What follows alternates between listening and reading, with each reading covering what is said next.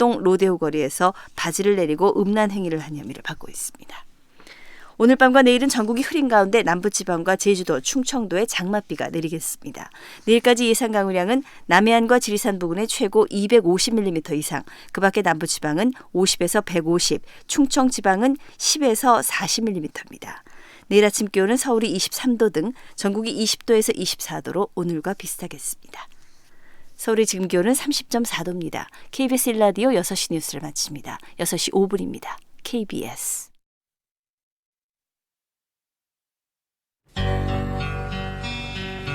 지극정성을 다하는 국민의 방송 KBS 김용민 라이브. 이 프로그램은 여러분의 소중한 수신료로 만들어지고 있습니다. 김용민 라이브 오디오 파노라마. 조선일보가 일찍이 친일 언론으로 역할을 해왔고 아무런 반성 안 했습니다. 근데 최근에 이 보도를 보니까 아베 앞잡이 언론으로 그 진면목을 여실히 보여주고 있지 않느냐 생각합니다. 언론 시민단체 회원들이 7월 16일 서울 조선일보사 앞에서 가진 기자회견. 박석훈 한국진보연대 대표의 발언.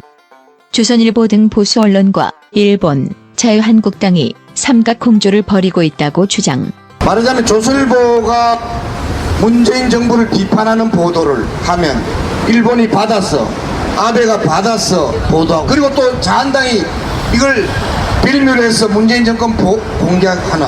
문재인 정부가 반일 감정을 부추기고 있다는 주장이 어떻게 유통되는지 살펴보자면, 먼저 조선일보.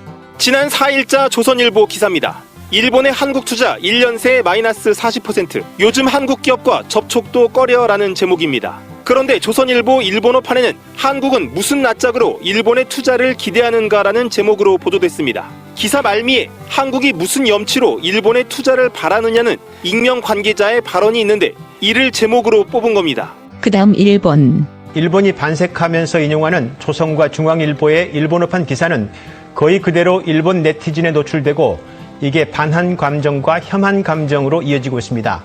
최근 야후재팬에 많이 본 국제뉴스 모두 수출 규제 관련 내용들입니다. 1위는 국내외 언론사설을 인용한 산케이 신문 기사. 이번 사태는 강제징용 판결을 둘러싼 외교 갈등에서 비롯됐다. 한국 정부가 터뜨린 폭탄이란 조선일보 사설이 담겼습니다. 해결책 제시 없이 반일 감정에 불을 붙이는 청와대, 역시 조선일보 사설입니다. 실제로 이달 들어 구구 성향 산케이 신문이 인용 보도한 조선중앙일보 기사는 모두 12건. 그 다음 자유한국당. 반일 감정 부추기로는 우리가 어떠한 해법도 이루어낼 수 없습니다. 반일 감정을 계속 국내 정치에 이용하고 국론 분열의 반사이익을 꾀한다면 정부의 국정을 감시할 의무가 있는 제1야당으로서는 가만히 있을 수가 없는 것입니다. 7월 17일 고민정 청와대 대변인. 이것이 진정 우리 국민들의 목소리를 반영한 것인지 묻고 싶습니다. 다시 박석훈 한국진보연대 대표. 민족의 이름으로, 시민의 이름으로 조선일보 폐간시켜야 되지 않느냐 이렇게 생각합니다. 시민들이 나서서 조선일보를 끝까지 응징해 나갑시다.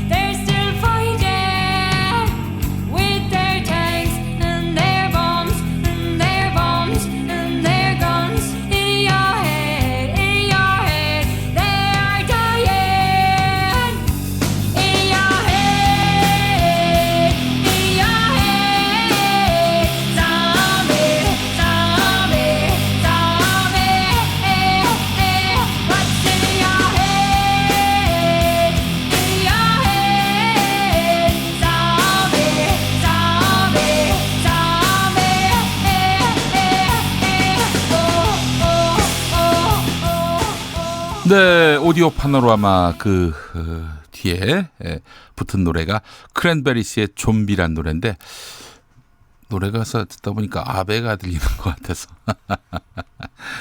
그 아베 아니겠죠? 예. 자,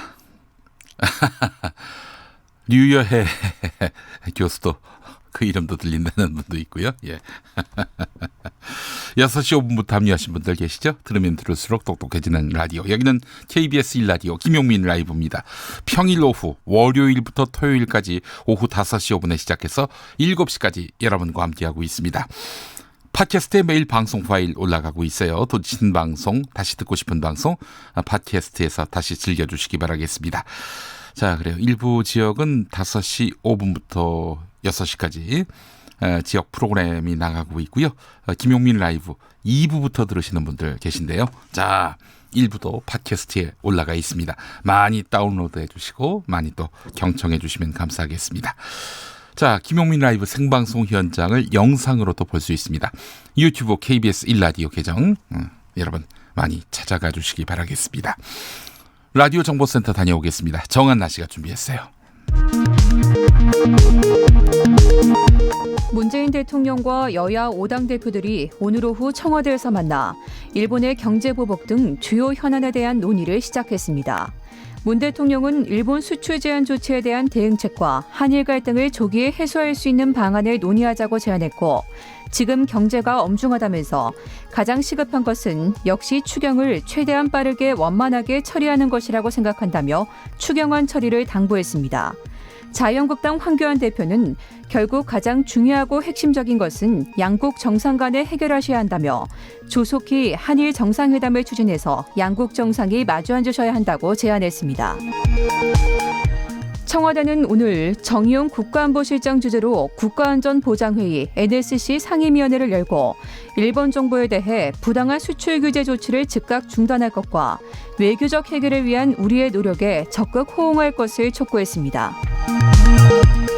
더불어민주당이 오늘 국회 정치개혁특별위원회의 위원장으로 홍영표 의원을 추천한 것과 관련해 한국당과 바른미래당이 여야 합의의 정신을 강조했습니다. 평화당은 선거법 개정안 수정안을 요구했고 정의당은 적절한 결정이라며 환영했습니다. 우리나라에 대한 일본의 반도체 소재 수출 제한 조치가 반도체 업체들의 상당한 부담으로 작용할 전망이라고 한국은행이 분석했습니다. 홍남기 부총리 겸 기획재정부 장관은 오늘 일본의 대한국 수출 제한 조치의 대응책과 관련 연구개발 분야의 주 52시간 근무제 특례 확대를 검토하고 있다고 밝혔습니다. 대통령직 속 미세먼지 문제 해결을 위한 국가기후환경회의는 자치단체 산업계와 함께 미세먼지 대책 마련을 위한 논의를 본격적으로 시작한다고 밝혔습니다. 지금까지 헤드라인 뉴스였습니다.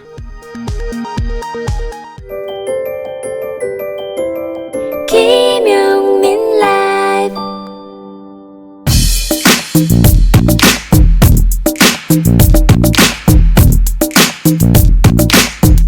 쏙 인터뷰 귀에 쏙 맘에 쏙 쏙쏙쏙 인터뷰 시간입니다.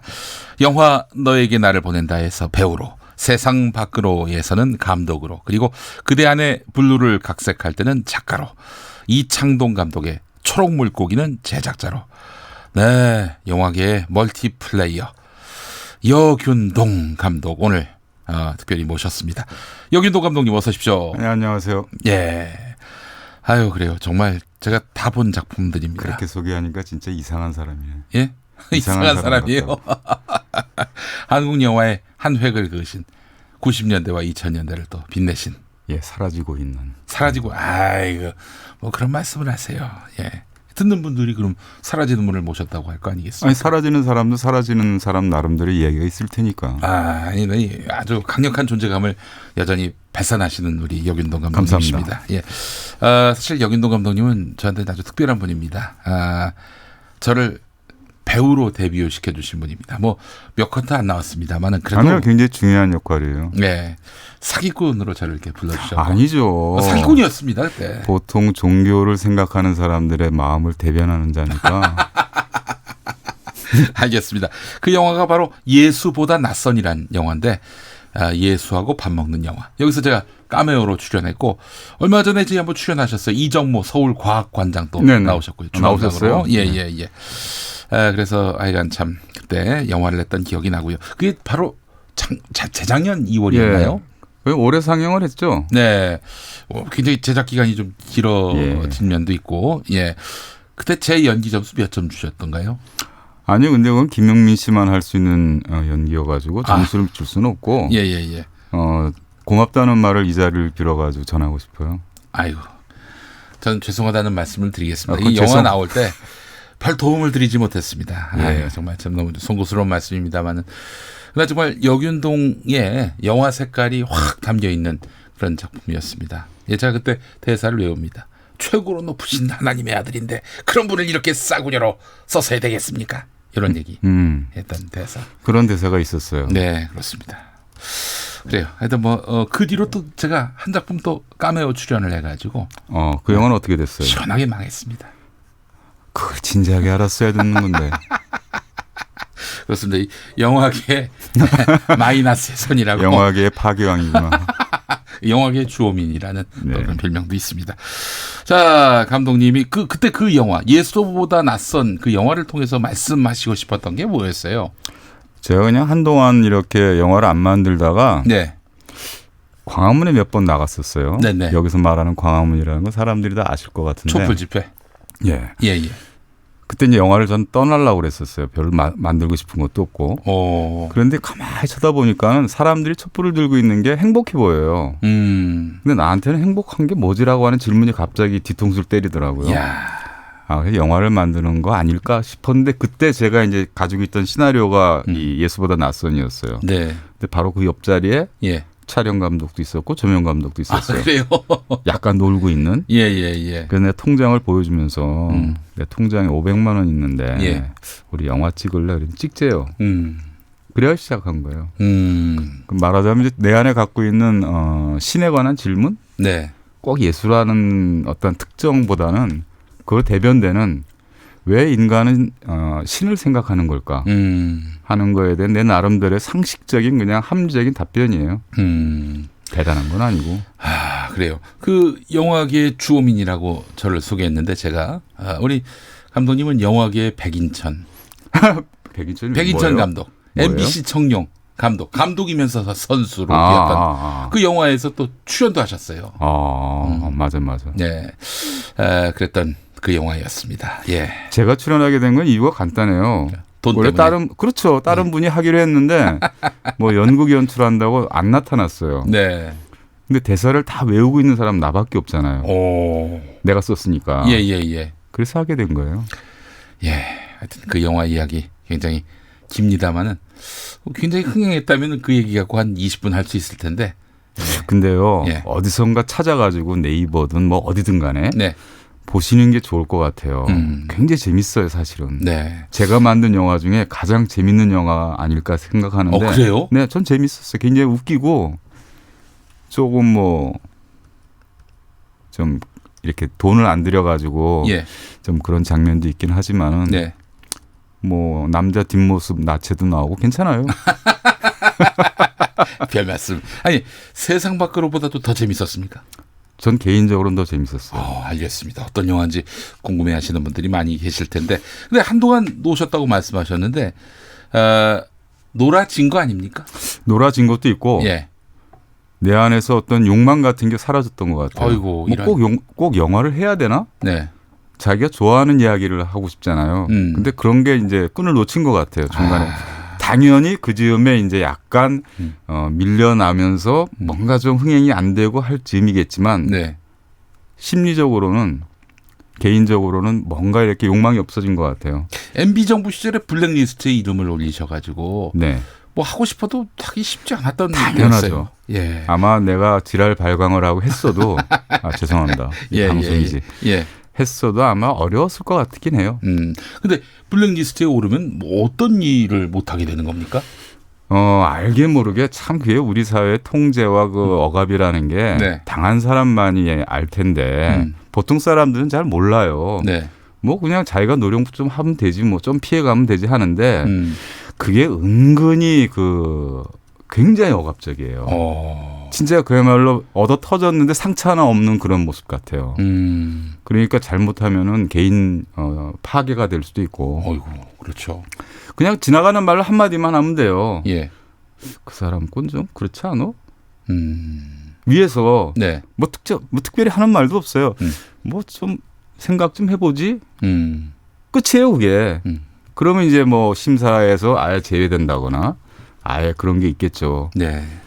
근데 그런 문서로 정확하게 뭐 역윤동은 안 된다. 뭐 이런 게 남아 있을 리는 없을 것이고. 그렇게 이제 어리숙한 부분도 있었을 거지만 예. 여하튼 그게 알게 모르게 우리 사회를 한동안 짓눌렀던 아주 어두운 그림자였죠. 네. MB를 풍자하는 연극을 만드셨어요. 그래서 이제 한동안 가만히 있다가 예. 그게 이제 그 어느 분이 이제 돌아가셨을 때 이후인데 예. 시나리오 쓰다가 예. 뭐 이런 얘기를 하는 건 좀 그런데 네. 한 달간 아무것도 못 하겠어요. 예. 그냥 2009년 5월에 그 즈음인 것 같아요. 네. 그래서 뭐라도 해보자 해가지고 하루 만에 썼어요. 그냥 네. 막 써가지고 예. 이거 연극하자. 예. 현재의 정치인을 풍자하는 그리고 감옥에 보내가지고 처형하는 그런 정치 풍작을 하자. 물론 거기는 이명박은 아니에요. MB는 예. 아니고 네. 아큐라고 하는 이상한 독재 국가의 왕인데 그래서 그냥 했죠. 네. 했는데 연극 첫날서부터 이제 우리 대배우이신 명계남 씨가 네. 혼자 독백극이거든요. 대사를 못 외워온 거예요. 혼자 어떡합니까? 독백극인데. 어떻게 해요? 어떻게 해요? 예. 연극 바닥에다가 대본을 깔았죠, 그냥. 깔고 들고 하라고 그냥 보면서. 한 일주일 지나니까 다 외우더라고요. 아니 이런 경우가 다 있나요? 예전에 김은국 씨가 자기 노래 가사를 까먹어가지고 굉장히 해먹었던 그런 일들이 또 생각이 납니다만. 저는 이 자리를 빌어가지고 또 그분한테 감사를 표하는 게 예. 그걸 하더라고요. 그래요? 아니 못 외웠는데 극장에 나타나는 건 또 뭐야. 예. 근데 그거를 굉장히 천연덕스럽게 대본을 봐가면서 능청 떨면서 할 건 다 하더라고요. 전혀 이상하지 않게. 전혀 이상. 원래 연기 저런 거였나? 네. 그때 첫날 이창동 감독이 보러 왔었어요. 네네네. 고개를 못 들더라고. 이창동 감독은 알고 계신 거예요. 지금 이게 대사를 못 외워가지고 대사를 들고 지금 연극하고 있는 거. 아무리 급해도 그렇지 문화예술의 그 어떤 얼굴이 있지. 저게 뭐 하는 짓인가. 뭐 어떻게 해요. 근데 마음은 급하지. 예. 뭐라도 뱉어내야지. 예. 뱉어내고 싶은데. 예. 그래가지고 이제 시작하게 된 거죠. 탁현민 씨 만나가지고 대본 주면서 그때 이제 문화기에 가고 있었을 텐데. 탁현민 전 행정관. 예. 하자 그랬더니 그냥 하재요. 네.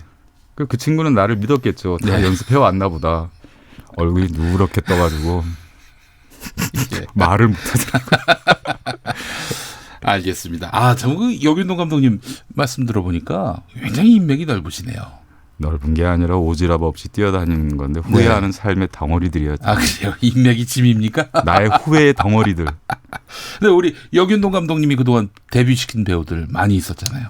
예, 신인 배우들 여러 명 있었죠. 예컨대. 유호성 같은 경우는 이제 연극에서 너무 반했어요. 네. 그래가지고 포르노맨이라고 하는 불세출의 영화. 예. 거의 본 사람이 없는. 네. 전 그 영화 되게 좋아해요. 예. 지금도 봐도 내가 이해가 안 되지만 네. 거기에 이제 데뷔를 했었고 오지오도 그렇고 전혜진 전이다라고 한 전혜진 배우도 그렇고 상당히 여러 명 그리고 이제 요즘 굉장히 그 주가가 높은 이름을 잘 모르겠다. 비당구대에 나왔던 이 누군데? 비당구도에 나왔던 그 배우도 있고 이성민. 이성민 이제 연극하는 거 보고 너무 연기가 좋더라고요. 그래가지고 데뷔시켰고. 네. 근데 아무도 전화를 안 해요. 감은 끝이야. 예. 제일 웃긴 거는 김용민도 데뷔시킨 걸로 알고 있는데. 근데 그 다음부터 전화를 안 받잖아. 아니 제가 전화 받을 수 없는 시간에 항상 전화를 주셔요. 제일 웃기는 건 정진영이야. 정진영? 정진영은 연출부였어요. 연출부였어요. 연출부였는데 초록물고기 할 때 누가 배우가 빵꾸가 났나 봐요. 펑크. 예. 그래서 잠깐만 갔다 와라. 예. 지금까지 안 와. 그래요. 전화도 안 받아. 네, 앞으로 좀 전화를 좀 잘 받으시기 바라겠습니다. 자, 그래요. 감독님 영화 얘기 좀 한번 해보겠습니다. 네. 너에게 나를 보낸다. 솔직히 제가 이 작품을 봤습니다. 예. 그런 작품도 있었지만은 비단구두. 말씀하신 대로 비단구두. 비단구두 좋은 작품이죠. 2006년이었던 네네. 걸로 아는데 시장민의 아픔, 분노 이런 감정을 담은 영화였어요. 시장민 하면 뭐 우리가 이제 인식의 그 틀에서 갇혀 있는 분들이에요. 뭐 그냥 고향을 바라보면서 항상 망향의 감정만 갖고 있는 분 이렇게 인식이 됐었는데 이 영화는 어떻게 만들게 되셨어요? 그건 좀 제가 우리 사회가 가지고 있는 가장 커다란 이제 말하자면 풀어야 될 숙제 중에 하나가 또 뭐 통일이라는 부분이 있겠죠. 네네네. 근데 저는 개인적으로 그 부분에 목을 맨다기보다는 사실은 우리 상상으로 이미 통일을 해야 된다라고 하는 생각을 했었어요. 네. 그냥 영토의 통일이지만 우리 의식 속에 그러한 통일의 발걸음이 가야 되는데. 네. 그러니까 이제 치매 걸린 노인 아버지를 가짜로 개마고원이라고 고향이 개마고원인데 데려가는 네네. 얘기거든요. 네네네. 여기 강원도에 뭐 비슷하잖아요, 사실은. 네네. 금강산이나 설악산이나 뭐 크게 다르겠어요. 네네. 그러니까 사실은 통일이 영토가 아니라 우리의 상상력의 문제 아닌가 하는 그런 어떤 거대한 원대한 꿈을 갖고 만든 작품이죠. 네. 어떻게 그런 작품을 뭐 기획하게 되셨어요? 사실은 제 아는 선배님이 실제 실화였대요. 실화. 자기가 이제 나이가 들었는데 노모가 고향에 가고 싶다고 하는데 노모가 거동이 좀 불편하니까 자기가 지금 뭐 북한에 간들 죽을 때도 나이도 있는데 그냥 노모를 업고 북한을 가려고 했대요. 뭐 잡혀가든 뭐 하든 간에 이제 뭐 나만의 살 만큼 살았는데 하면서 그런 얘기를 하는데 맞는 얘기더라고요. 뭐가 두렵다고. 그래서 노모를 모시고 북한을 가는 고향을 가겠다는 거야. 물론 약간 술을 먹고 얘기는 하긴 했지만 자기는 남을 살 만큼 살았다는 거지. 그래 그 당시에 뭐 보안법이 있는지 모르겠지만 마찬가지로 지금도 있죠. 잡혀간들 뭐 그냥 감옥 가지 뭐 잡히면 그리고 북한 가서 또 남한에서 한 60년 살았는데 북한 가서 또만 1, 20년 살지. 아주 편하고 간단한 생각이었어요. 근데 사실은 그 말에 진실이 있더라고요. 그래서 이제 그 말을 듣고 시나리오를 썼죠. 물론 동의를 구하고. 그래요. 그때는 이제 참여정부 때였고 뭐 그 이듬해 노무현 대통령이 북한을 또 방문해서 2차 남북 정상회담도 있었고 뭔가 좀 풀려가는 그런 흐름도 있었습니다. 물론 북한이 핵실험하던 해이기도 하지만은 그런데 이런 체제의 그 어떤 차이 이런 걸로 인해서 시장민들이 그냥 뭐 다른 정치적 의도 전혀 없이 참 안타까운 일이에요. 별것도 아닌데. 내 고향을 한번 그냥 가보고 싶고. 가면 되지 않아요? 난 그게 아직도 이해가 안 돼. 그냥 갔다 왔다 하면 되잖아요. 뭐 대단한 게 있다고. 어떻게 뭐 이 정부 들어서는 지금 또 남북 관계가 뭔가 호전되는 그런 분위기로 가고 있는 상황인데 그것뿐만 아니라 그냥 좀 쉽고 상식적이었으면 좋겠어요. 이해가 안 돼. 알겠습니다. 이 감독님 앞으로 뭐 하실 거예요? 영화 만들죠. 어떤 영화 계획하고 지금 계세요? 제가 이제 낯선 시리즈라고 예수보다 낯선이 첫 번째고 네. 지금 믹싱을 하고 있는데 원래는 제목은 이제 죽음보다 낯선이에요. 죽음보다 낯선. 저승 이야기인데 그거 이제 곧 완성돼요. 지금 촬영 중이셨군요. 끝났어요. 끝나고 지금 이제 완성 전이고. 세 번째는 이제 외계인 이야기예요. 외계인 이야기. 그때 전화 드릴게요. 외계인하고 비슷하잖아요. 근데 인간의 3대 궁금증이 있대요. 신에 대한 질문하고 사후 세계가 있는가에 대한 질문. 그다음에 외계 지적 생명체가 있는가. 이 세 개가 인간의 3대 의문이래요. 근데 그게 전부 다 낯선 타자들 얘기예요. 낯선 사람들. 나도 어느 책에서 우연히 읽었는데 이게 진짜인지 아닌지 모르겠는데 나만의 오독인지 모르겠는데 신의 원어가 낯선 자래요. 낯선 자. 다른 사람. 그래서 이제 낯선 거에 관한 시리즈로 지금 3부작을 이번에 이제 마지막 작품을 지금 준비하고 있어요. 마지막 작품이라뇨? 아니 3부작의 마지막. 3부작의 마지막. 그거 되게 말에 되게 그냥 신경 쓰시네. 말로 먹고 사는 사람은 한마디도 놓침이 없습니다. 예, 알겠습니다. 외계인 그러면 외계인으로 나오는 겁니까? 아니요. 외계인 영화인데 외계인은 안 나와요. 외계인에 대한 담론이죠. 생각. 네. 왜 우리는 지적 생명체를 찾으려고 하는가. 네. 사실 그 상상할 수도 없는 세계거든요. 네. 지구라는 게 진짜 그야말로 이 우리가 지금 이 방에 있으면 네. 지구는 여기에 먼지의 먼지 같은 크기거든요. 네. 상상할 수 없는 크기예요. 우주라는 게. 예. 근데 우리는 기적적으로 지금 의식이 있는 존재잖아요. 네. 의식이 있다는 게 다른 사람을 배려하거나 생각할 수 있는 존재라는 뜻 아니겠어요? 네. 그러니까 뭔가 이런 존재가 있다는 것 자체가 신기한 거예요. 사실은. 결국은 외계인에 대한 생각은 뭐 신에 대한 것도 마찬가지고 4, 5세기에도 마찬가지고 네. 우리 스스로의 얼굴을 어떻게 볼 것인가 하는 문제인 것 같아서 네. 일단은 그냥 아주 저렴한 영화로 네. 3부작을 지금 완성 중입니다. 알겠습니다. 외계인 캐스팅 김용민이 말 책임져야 외계인이라면 돼요, 이건. 예, 성공적이다. 그 김용민을 그 캐스팅하면 아니야, 성공적이다. 근데 성공적이지 않을 수도 있겠구나. 예. 그러면 이제 동물로도 나가겠습니다. 그런 의향이 있어요. 저 한번 좀 부탁을 드리겠습니다. 예. 알겠습니다. 아, 낯선이란 화두로 우리가 관심을 두지 않았던 네네. 또 존재 타자에 대한 이야기들을 끊임없이 만들어 나가시는 여균동 감독님. 네네. 그렇게 해서 또 우리 영화에 또 지평을 넓혀가시는 우리 여균동 감독님. 오늘 귀한 시간 내주셔서 감사합니다. 아유, 감사합니다. 이렇게 불러주셔가지고. 네, 다음에 또 한번 뵙도록 하겠습니다. 네, 예, 촬영 현장에서 뵙도록 하겠습니다. 예, 그 외계인으로 나오시기 바랍니다. 감사합니다. 자, 6시 33분 지나고 있는데요. KBS 교통정보센터 다녀오겠습니다. 박소영 씨. 네, 퇴근길 경부고속도로 서울 쪽으로 판교부터 정체가 유난히 심한데요. 잠원 부근에 고장난 차가 서 있었습니다. 조금 전 이 처리 작업은 끝났지만 판교부터 50분 넘게 걸리고 있고요. 이전에 기흥에서 신갈 사이 12km 구간에서 정체가 되고 있습니다. 서울 외곽순환고속도로 판교에서 구리 쪽으로 송파에서 구리까지 17km 구간에서 밀리고 있고요. 이후로 일산에서 판교 쪽으로는 김포에서 송내, 또 청계 요금소에서 청계터널을 지나기가 어렵습니다. 반대 방향으로는 판교에서 청계터널, 또 시흥에서 송내까지 밀리고 있고 구리에서 판교 쪽으로 상인에서 판교 사이 15km 구간에서 정체가 이어지고 있습니다. 그 밖에 서해안고속도로 서울 쪽으로 교통량도 많은데요. 발안에서 화성 휴게소, 또 매송에서 용담터널까지 밀립니다. 이후로는 서서울 요금소에서 조남분기점, 그리고 일찍에서 금천까지 정체가 되고 있고요. 간선도로에서는 분당 수서관도시 고속화도로 성남 쪽으로 수서 부근에서 3차로를 막고 작업을 하고 있는데요. 이 여파로 청담대교 북단부터 30분 정도 걸리고 있습니다. KBS 교통정보센터였습니다. 날은 덥지만 김용민이는 아직 춥습니다. 여러분의 사랑과 관심이 필요해요. 아낌없이 돌아온 청취율 조사. 여러분의 대답은 무엇이다? KBS 1라디오 김용민 라이브.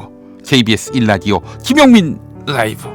지극정성으로 보답하겠습니다.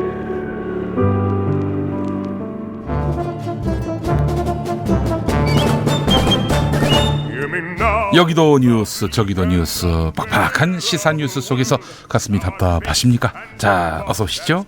네, 뇌 휴식을 주는 시간. 한 주에 한 권 맛있는 책을 만난다. 책의 맛. 김갑수 문화평론가 어서 오십시오. 네, 안녕하세요. 네, 반갑습니다. 자, 정선태 국민대학교 한국어문학부 교수 어서 오십시오. 네, 안녕하세요. 네, 두 분 드디어 다시 합체 되셨습니다. 합체? 예. 격주로 한 번씩 뵀었는데 어떻게 김갑수 선배님 잘 다녀오셨어요? 아니 뭐 다녀는 왔는데 네. 다녀간 그 휴가지에서도 네. 계속 일본 공부하느라고. 아, 일본? 네, 요즘 일본 열공하고 있느라고. 아, 그래요. 뭐 바다를 봐도 바다도 안 보이고 네, 그러다 왔어요. 지금도 네, 그러고 있어요. 알겠습니다.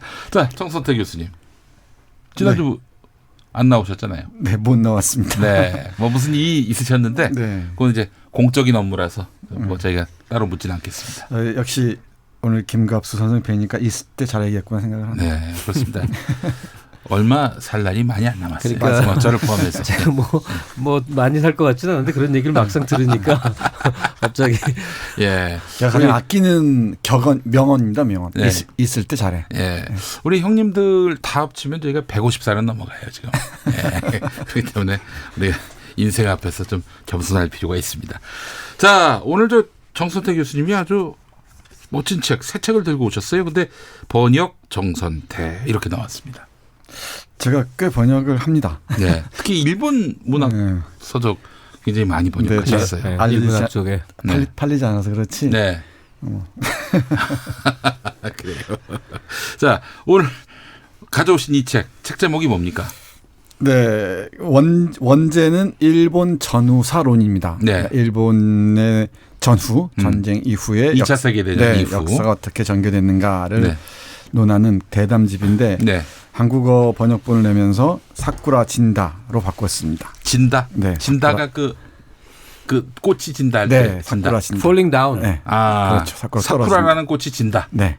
사쿠라 진다. 사쿠라는 일본을 상징하는 표상하는 꽃이죠. 벚꽃인가요? 네. 맞습니다. 그러니까 사쿠라가 진다. 네. 여러 가지 의미를 담고 있는 것 같습니다. 네.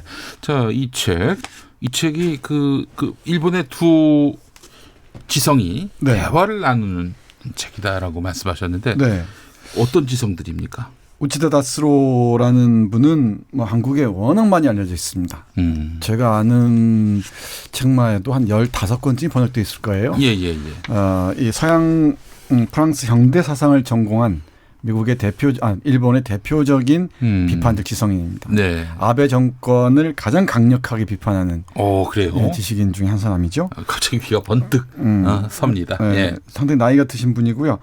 우치다 다스루 시라이 사토시는 아주 젊은 이 정치학자인데 레닌을 전공한 사람입니다. 그래요. 이 영속패전론이라는 그 키워드로 일본 사회를 비판하고 있는 일본 그 자체 존재 근거를 격파해 나가는 아주 뛰어난 신의 사상가라고 할 수 있습니다. 이 두 사람이 정말 70년 현대 일본을 어떻게 볼 것인가를 두고 대담하는 책입니다.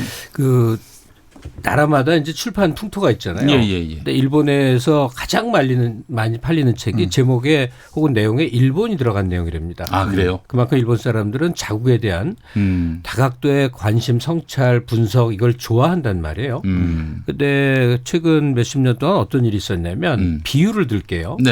독일이 유태인들을 많이 학살했잖아요. 근데 독일 서점가에 유태인을 혐오하고 경멸하고 조롱하는 책이 가장 많이 팔리고 너무 팔리다 보니까 별도 부스를 만들어서 혐 유태인 책을 독일에서 판매하고 하는 거와 비슷한 분위기로 일본의 서점에는 오로지 한국을 비난하고 조롱하고 멸시하는 책으로 혐한 코너가 늘 따로 있어요. 그러니까 오늘 정선태 교수가 소개하는 이 우치다 다스로 교수의 이런 저작물 같은 경우는 그런 속에 매우 드물고 매우 외로운 목소리 여기에 가까운 걸 소개하고 계신 거죠. 아니 일본은 뭐 그렇다 치더라도 독일 같은 경우에는 이 혐오 범죄 특히 뭐 나치를 다시 이거 재평가해야 된다라느니 뭐 이런 헛소리들 이런 헛소리들을 아예 원천 금지시키고 또 전쟁 범죄에 대해서는 지금도 책임을 묻는 판인데 혐유태인 어떻게 이게 가능할까? 말도 안 되는 얘기인데 그런 일이 있을 수 없는 일이 일본에서는 벌어지고 있다는 얘기죠. 독일이 그렇다는 얘기가 아니라 비유를 들면 비유를 들면 그 정도로 있을 수 없는 일이 있을 수 없는 일인데 일본에서는 현재 벌어지고 있다는 얘기죠. 알겠습니다. 그러면 뭐 이 책 안에서 혐한에 뭐 모든 것들이 다 들어갔다고 봐도 되겠네요. 맞습니다. 이 일본 극우 세력을 지탱하는 힘, 그러니까 아베를 비롯한 이 극우 세력을 지탱하는 힘이 바로 뭐냐면 증오와 적대감입니다. 증오, 적대감, 혐오. 그것도 특히 대상이 이 한반도의 두 나라라고 해야겠죠. 북한과 남한 그리고 중국까지인데 이 일본어로는 이 북한은 기타 조센이라고 합니다.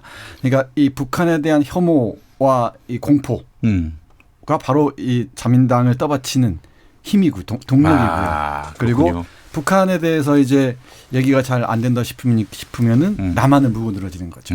그리고 제특회 이런 거 들어보셨을 텐데 제일동포에 대한 공격들 그 혐오는 헤이트 스피치라고 아주 상상을 초월합니다. 아유, 알고 있습니다. 그 혐오를 자양분으로 해서 이 권력을 유지하고 있는 아주 고약한 이 정권입니다. 그러니까 가장 저열한 통치 방식이 예. 외부의 적을 창조해서 내부를 결속시키는 거죠. 네. 그 외부의 적이 바로 남한, 북한인 거죠. 네.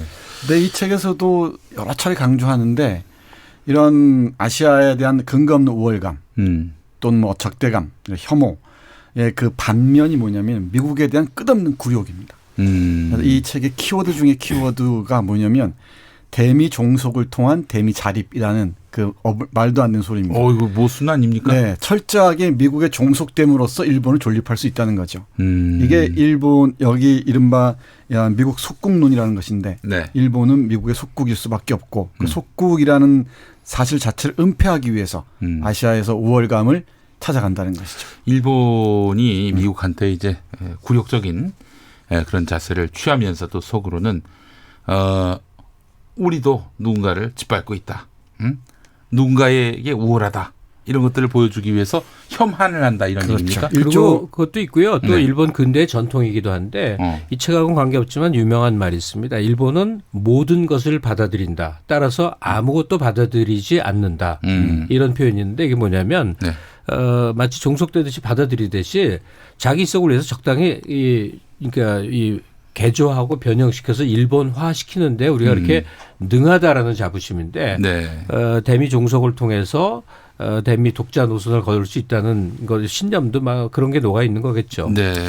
좀 심리학적으로 얘기하면은 이런 태도야말로 도착적이지 않은가 싶어요. 뒤틀린 그 심리 상태를 잘 보여주는 게 아닌가 싶습니다. 그래 보입니다. 네. 자, 책 속에서 대담을 나누는 두 사람. 뭐 일본의 대표적인 지성이고 굉장히 진보적인 네. 성향의 지성이라고 말씀하셨는데, 자 그렇다면 일본 내에서의 이 혐한 분위기를 이 책에서는 어떻게 묘사하고 있는지 말씀해 주시겠습니까? 이 책 내용은 일단 정선태 선생님 자세히 좀 얘기해 주셔야 될 것 같아요. 네. 번역자신데. 예. 책 내용을 한마디로 정리하기는 쉽지가 않습니다. 네. 줄거리가 있는 게 아니니까. 기본적으로 말씀드리면 미국에 대한 철저한 종속을 통해서 자신의 권력의 기반을 확보하려고 하다 보니까 예. 무리한 수를 쓸 수밖에 없는데 그중에 하나가 앞에서 잠깐 언급했듯이 한반도에 대한 혐오라는 것이죠. 이 네. 증오를 이 자양분으로 해서 자신의 권력을 지탱한다는 점. 이거야말로 자민당 정권이 얼마나 이 허약한지를 역설적으로 보여준다는 것이죠. 예, 예. 스스로 자신의 힘을 끌어올릴 수 있는 그런 능력이 없는 자들이 그래서 이 아베를 두고 인격이 해리된 그러니까 괴리된 인간이라고 얘기하고 아베에 대해서 아주 신랄하게 비난을 합니다만은 네. 아베를 비판하고 싶으신 분들은 이 책 꼭 보십시오. 예, 예. 요번 뭐 무역 경제 도발이라고 저는 이해를 해요. 예, 예. 보복이라고보다는 일본에서 우리를 이제 더 이상 한국 경제가 크다가는 우리한테도 위협이 되겠다니까 네, 네. 일본 한국 경제를 망가뜨려야만 되겠다라는 의도가 숨어 있다고 생각을 하는데 이게 그 아베 정권의 문제인가 일본 사람의 문제인가를 잘 보자고요. 예, 예. 그럼 그동안 우리가 경제 성장 이후에 일본 여행 많이 가지 않습니까? 네. 그 성장의 대가이기도 하고 또 하나는 그만큼 이웃 나라 간에 잘 지내자라는 심리가 바탕에 깔려 있었어요. 네, 네. 그러니까 한국 사람들이 실질적으로 걸려 있는 반일본 감정보다는 잘 지내고 싶은 감정이 더 많은데 네. 이게 수치로 어떻게 증명이 돌아왔는지를 제가 말씀드리겠습니다. 네. 이 관광청의 해외문화홍보원이라는 기구가 있고 여기서 좀 예산을 많이 들여갖고 매년 이 국가 이미지 조사라는 걸 합니다. 네. 그러면 한국이 어떤 이미지로 해외에 비치는지를 이제 큰 규모로 조사를 한 거예요. 네. 우리가 많이 놀라지 않을 수 없는데 그 나라별로 조사를 하면 해외 이미지가 최근 10여 년 동안 상승한 정도가 상상을 초월하게 우호적으로 변해 있습니다. 네. 극단적으로 인도네시아 경우는 가장 이제 한국을 좋아하는 나라에 속하는데 95.3%가 한국을 좋아합니다. 다예요. 그러니까 다죠. 네. 인도네시아 사람은. 네. 그다음 순위를 보면 러시아, 멕시코, 인도, 브라질, 태국 순으로 90%에 육박하는 한국에 대한 호감도를 표현합니다. 일본이 없네요. 그다음에 들어보세요. 예. 그다음에 이제 서유럽 국가 우리가 좀 신경 쓰는 나라들 있죠. 네. 프랑스, 예. 독일, 영국, 이탈리아 이런 네. 나라들이 대개 80%대입니다. 그러니까 매우 높은 겁니다. 이건 그렇죠. 국가 호감도에 있어서. 그렇죠. 예, 예. 그래서 여러 나라를 조사하면 그런 거 나오는데 쭉 이 그래프로 나오다가 갑자기 한 나라만 바닥으로 떨어지다 못해서 20%가 됩니다. 예. 그게 일본입니다. 예. 해외에 수많은 나라들이 있는데 최근 20년, 최근 좁히면 10년 내 한국의 국가 이미지는 너무너무 좋은 거예요. K-팝, K-드라마, K-푸드, K-뷰티를 통해서도 네. 좋은 이미지를 갖고 또 한국 여행객들도 이제는 많이 세련되져 갖고 네. 어딜 가도 폐 안 끼치려고 하고 잘 지낸단 말이에요. 그런데 그 10여 년 동안 일본은 언제나 일본 평범한 국민들은 한국이란 나라를 20% 이내만 우호적으로 봤다는 얘기예요. 수치가 20%가 나온다는 의미는 뭐냐면 제일 동포도 있고 한일 관계자들도 있어서 이 수치를 제외하면 거의 대부분의 일본 사람들은 한국을 싫어하거나 혐오한다는 의미입니다. 네. 거의 대부분. 예. 그러면 혐한이라고 할 때 혐오란 건 뭐냐면 네. 증오랑 다른 거죠. 그렇죠. 증오는 분노하는 감정인데 혐오는 우리가 바퀴벌레나 지네나 예. 뱀이나 예. 쥐를 대할 때 그 본능적인 싫은 아주 멸시하고 하대하는 감정인데 네. 사실은 대부분의 일본인들이 한국인들 하면 그런 혐오의 감정을 갖고 있는데 고객이 되고 장사가 되니까 찾아가면 아이고 반가워요 하고 잘 대해준 겁니다. 네. 그래서 1년에 6조 7조씩을 우리가 거기다 갖다 뿌린 겁니다. 그러다가 지금 되돌아보니 예. 야, 우리를 이렇게 멸시 조롱하는 데 가서 좋다고 밥 먹고 좋다고 여행하고 좋다고 물건 사줬구나. 이 자각이 싹튼 건데 어쨌든 한국을 대부분의 나라들이 70% 이상 특히 아시아 국가들의 대부분은 90% 이상 좋아하고 네. 우호적으로 반기는데 일본은 20%가 안 되는 숫자만 한국에 대해서 우호적이라는 사실을 잊지 말아야 될 것 같아요. 네, 아주 중요한 말씀하셨습니다. 일본의 이중성 이거 어떻게 해석을 해야 됩니까? 저 이 책하고는 조금 다른 관점에서 작금의 성황과 관련지어서 제가 말씀드리자면은 네. 일본이 한국에 대한 그 혐오는 역사적이기도 하고 정치적이기도 한데 그 이면에는 한국을 향한 어떤 두려움이 있는 것 같아요. 그러니까 많은 사람들이 경제적인 측면에서 두려움을 얘기하는 경우가 있더라고요. 우리를 두려워한다. 네, 일본 쪽에서 일본이 이제 우리를 따라오고 있다. 뭐 터크까지 따라오고 있다라는 건데 뭐 그것도 일정 정도 의미가 있겠지만은 전 정치적인 측면에서 네. 일본인들, 특히 일본 정치인들이나 일본의 그 많은 시민들이 한국에 대해서 갖는 뭐랄까요? 컴플렉스가 있는 것 같다는 거죠. 그러니까 컴플렉스라고 하는 건 제가 한번 추정해 보건데 네. 자민당의 장기 집권 그리고 그렇죠. 민주혁명이란 것이 단 한 번도 없었고 네, 경험의 부재. 예. 이런데 한국은 벌써 촛불혁명부터 시작해서 멀게는 4.19 혁명까지 예. 동학부터 시작해서 그러니까 예. 일본의 근현대사를 압축적으로 말씀드리자면은 패전 이전에는 그야말로 천황체제하에서 철저하게 군부 정권이 군부 독재가 지배했었고요. 예. 그 이후에는 자민당 일당 독재가 네. 유지되고 있지 않습니까? 메이지 유신에 대해서는 굉장한 자긍심을 갖고 있던데요. 그렇죠. 근데 그 영광을 되찾고자 하는 게 지금 극우 세력들의 지향입니다. 이런 식으로 남의 나라 혐오하고 말이죠. 그렇죠. 침략 의도 갖고 그래서 뭐 군사 대국으로 가려고 하는 이래가지고 어떻게 일본이 존경받는 나라가 되겠어요? 불가능합니다. 그런 점에서 일본이 한국에 대해서 정치적 상황에 대한 어떤 컴플렉스 같은 게 있다는 저는 강하게 느낍니다. 그 지금 정선태 교수가 말하는 일본 사회의 한국에 대한 일종의 지금 두려움이라고 네. 표시한 그 염려는 명백한 사실인데 그 부분의 상당 부분은 식자층입니다. 그렇죠. 한국 사회의 활력이라든지 에너지를 네. 이건 염려할 단계구나라는 건 네. 식자층들, 지식층들이 그런 두려움에 가까운 감정들을 주로 표출하고 예. 평범한 사람들에게는 일본은 역사 교육을 의외로 시키질 않아요. 특히 근대사 교육을. 그래요? 소위 우리가 이제 농으로 얘기하는 국뽕 교육이 압도적인데. 국뽕 교육. 예, 그래서 일본 사회 제일 미만한 게 일본인이라서 다행이에요. 이 표현입니다. 내가 다른 나라가 아니라 일본에 태어나서 다행이에요라는 게 일본 사회에 유행하는 말인데 그들 민간 사회에 있어서 이 한국을 특히 이제 북한에 대해서는 거의 사람으로 안 보고 남한 사회에 대해서는 어느 수준에서 경쟁적 관계가 되니까 못 참는 겁니다.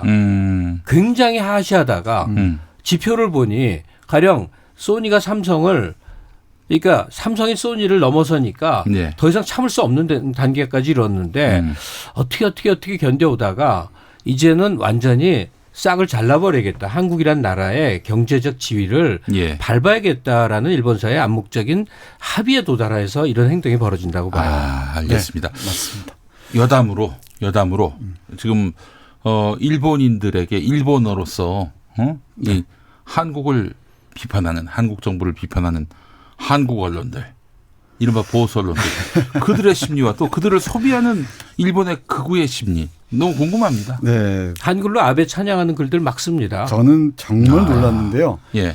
자, 일본 신문을 조금 볼 줄 압니다. 예. 들여다보는데 그러니까 번역을 하시죠. 네, 일본의 그 언론들보다 더욱 열렬하고 정말 진정성 있게 네. 아베를 지지하고 찬양까지 해요. 한국의 신문들이. 전 정말 놀랐습니다. 그러니까 일본의 이 보수적인 신문이 이름 산케이는 빼고라도 이 마이니치 라인이 있는데 그 라인들도 상당히 이번 사태를 둘러싸고 깊이 있게 비판을 하는데 한국의 조선일보나 중앙일보의 기사를 보면은 놀라지 않을 수가 없습니다. 지금 말한 그 공식 언론들의 친일성은 뭐 정말 네. 끔찍한 건데 네. 이게 커뮤니티 단계로 내려오면 더 심한 말들을 할 거 아니에요. 근데 제 기억 속에 참 인상적인 말이 이순신이라는 X 욕을 썼어요. 우리나라 사람이 쓴 글이에요. X가 욕입니까? 네, 이순신이라는 X가 너무나 원망스럽다. 그때 일본의 통치가 시작됐었어야 하는데 네. 그랬더라면 계속 우리도 일본인이 됐을 텐데 네. 이 글이 매우 유명한 커뮤니티에 아주 길게 써 있는 걸 제가 읽었어요. 근데 그런 식의 말하자면 노예 상태에 거의 몇십 퍼센트에 해당되는 한국인들이 존재하는 게 현실이죠. 네. 네, 이 책에서도 계속 강조하듯이 패전을 부인하면서 성찰 능력을 잃어버린 그 역사적 사실을 계속 은폐해온 그 일본의 그 뭐랄까요 해방 전쟁으로서 일으킨 일본에서는 해방 전쟁 얘기를 하죠. 아시아를 네. 해방하기 위해서 이렇게 전쟁이라고 얘기하고 네. 그때 또 동조했던 조선인들이 많지 않았었어요. 네, 그렇죠. 그 그늘이 지금까지 이어져 있는 것 같아요. 저는 그걸 식민지의 그늘이 아직도 이어지고 있다고 얘기하는데 금방 말씀하신 그런 그 언어들이 아직도 생생하게 살아있는 것 같습니다. 근데 흥미로운 사실은요. 일본에는 한국을 혐오하고 조롱하는 책이 워낙 보편적으로 베스트셀러가 돼서 많이 읽히다 보니 네네. 한국에 대해서 많이 압니다. 생각보다. 그게 결국 조롱의 의미로 역사가 왜곡되어 쓰였다 하더라도 한국에 대해서 많이 알아요. 책을 읽으면. 예. 그러면 우리가 일상적으로 일본에 대해서 뭐 예능 프로에서 저 뭐 어디 일본 섬 가서 재밌게 연예인들이 맛있게 먹고 놀고 그런 거 말고 네. 일본에 대해서 우리가 공부하는 적이 있었던가? 없었어요. 그게 문제입니다. 예. 그게 문제입니다. 그래서 정선태 교수가 얘기하는 사쿠라 진다 같은 책을 지금 이 시기에 읽기 시작해야 될 것 같아요. 왜냐? 네. 지금 이런 한일 문제가 단기적으로 일본의 참의원 선거 내년에 중의원 선거까지 있는 다 한시적 그런 문제가 아니란 얘기예요. 네. 한국의 친일 정권이 들어설 때까지 한국 경제가 붕괴해서 경쟁 상대로는 도저히 안 될 때까지 공격을 할 거라는 말이에요. 그렇죠. 네. 이때는 우리가 일본을 공부해야죠. 알겠습니다. 아이고, 한국의 우호적인 일본에게 우호적인 정권이 들어서면서 한국이 망하기를 바란다. 그렇습니다. 예, 이게 본질이라면은 자, 이게 거기 하나 빠진 게 있죠. 뭡니까 또? 남북 간에 계속되는 전쟁 상태를 어떻게든 조성하기 위한 분단이 노력을 하죠. 심화되는 거. 그렇죠. 예. 제가 알겠습니다. 보건대는 이 아베가 이렇게 이 자충수를 무모하게 두는 이유 중에 하나가 한반도 평화 분위기입니다. 그렇죠. 네. 알겠습니다. 4231번 쓰시는 분 20세기엔 미국에게 굴욕적이었는데 21세기에는 우리나라에게 굴욕적일 컴플렉스를 가질 나라 일본 이렇게 요약하셨네요. 예, 알겠습니다. 정선태 교수가 번역한 폭주하는 일본을 통찰하는 일본 지성의 문제적 대담 사쿠라진다 오늘 소개를 해 주셨습니다. 이렇게 또 마무리할 시간이 됐습니다. 갑자기 우국지사가 된 기분으로 그래서 열공을 하는데 예. 가끔 그동안 너무 우리가 아니했었구나 하는 생각에 네. 가슴을 막 이렇게 치고 싶은 그런 심정으로 하루하루 지내고 있습니다. 네, 알겠습니다. 자, 오늘 두 분 수고해 주셔서 감사합니다. 고맙습니다. 네, 고맙습니다. 네, 오늘의 당첨자 나왔습니다. 800번째 이호헌님 그리고 1000번째 2147번 쓰시는 분, 네, 두 분 포함해서 오늘 당첨되신 모든 분들 축하드리겠습니다. 김용민 라이브 오늘 순서 이렇게 해서 마무리합니다. 내일 5시 5분에 돌아옵니다. 좋은 저녁 보내십시오.